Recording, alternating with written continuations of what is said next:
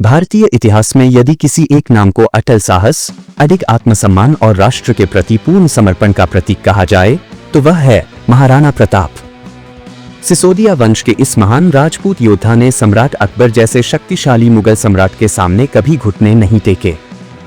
उनके जीवन की कथा न केवल वीरता की गाथा है, बल्कि यह स्वतंत्रता के प्रति अदम्य प्रेम की प्रेरक गाथा भी है। महाराणा प्रताप का जन्म 9 मई 1540 को राजस्थान के कुंभलगढ़ दुर्ग में हुआ था। वे मेवाड़ के राजा राणा उदय सिंह द्वितीय और रानी जयवंताबाई के ज्येष्ठ पुत्र थे।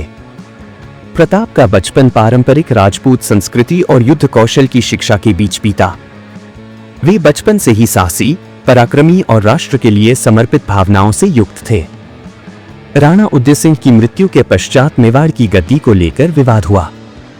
राणा उदय सिंह ने अपने पुत्र जगमाल को उत्तराधिकारी घोषित किया था, किंतु मेवाड़ के सामंतों और प्रमुख सरदारों ने प्रताप को अधिक योग्य समझा। फलस्वरूप 1572 में महाराणा प्रताप ने गोगुंदा में मेवाड़ के महाराणा के रूप में राज्यारोहण किया। मुगल सम्राट अकबर ने भारत में अपने साम्राज्य को विस्तार देने के लिए विभिन्न राज्यों को अपने अधीन करना आरंभ किया। राजस्थान के अधिकांश राजाओं ने उसकी अधीनता स्वीकार कर ली थी, परंतु महाराणा प्रताप ने यह कभी नहीं माना कि कोई विदेशी शासक उनके मातृभूमि पर शासन कर सकता है। उन्होंने यह प्रण लिया कि जब तक वे जीवित हैं, तब तक मेवाड़ स्वतंत्र रहेगा। अकबर ने महाराणा प्रताप को कई बार अपनी अधीनता में लाने का प्रयास किया।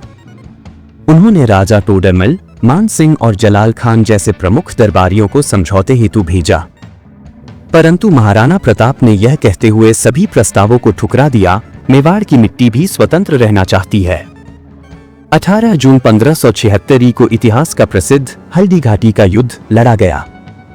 यह युद्ध मेवाड़ के महाराणा प्रताप और अकबर की सेना के सेनापति राजा मान सिंह के मध्य हुआ। इस युद्ध में महाराणा प्रताप की सेना की संख्या बहुत कम थी और साधन सीमित थे, जबकि मुगल सेना विशाल और संगठित थी।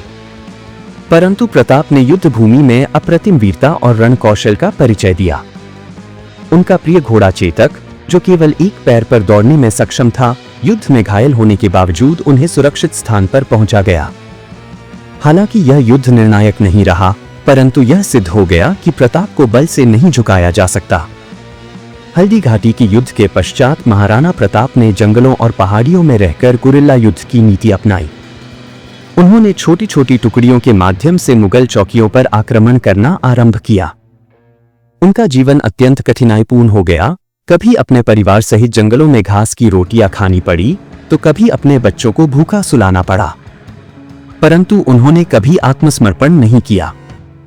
उनका विश्वास था कि एक दिन मेवाड़ पुनः स्वतंत्र होगा और उनकी भूमि पर पराया शासन समाप्त होगा। अपने अथक परिश्रम, रणनीति और साहस के बल पर महाराणा प्रताप ने मेवाड़ के अनेक दुर्गों जैसे कुंभलगढ़, देवगढ़, चावंड आदि को पुनः जीत लिया। उन्होंने चावंड को अपनी नई राजधानी बनाया और वहां से शासन का संचालन आरंभ किया। उन्होंने प्रशासन में सुधार, कृषि विकास और सुरक्षा के लिए कई कार्य किए। 19 जनवरी 1597 को महाराणा प्रताप का निधन हुआ। उनके जीवन का अंतिम क्षण भी राष्ट्र सेवा में व्यतीत हुआ। उनकी मृत्यु के पश्चात उनके पुत्र अमर सिंह ने राज्य की बागडोर संभाली। महाराणा प्रताप भारतीय इतिहास के उन वीर पुरुषों में से हैं जिन्होंने संघर्ष, स्वाभिमान और स्वतंत्रता के मूल्यों को सर्वोपरि रखा। उनका जीवन आज भी हमें यह सिखाता है कि सच्चा नेतृत्व सत्ता नहीं, बल्कि सिद्धांतों से बनता है। वे न केवल मेवाड़, बल्कि संपूर्ण भारतवर्ष के लिए प्रेरणा है। उनकी गौरव गाथा आज भी जनवरी से जनवरी में जीवित है और यह बताती है, जो झुकता नहीं, वही इतिहास रचता है। जय महाराणा प्रताप।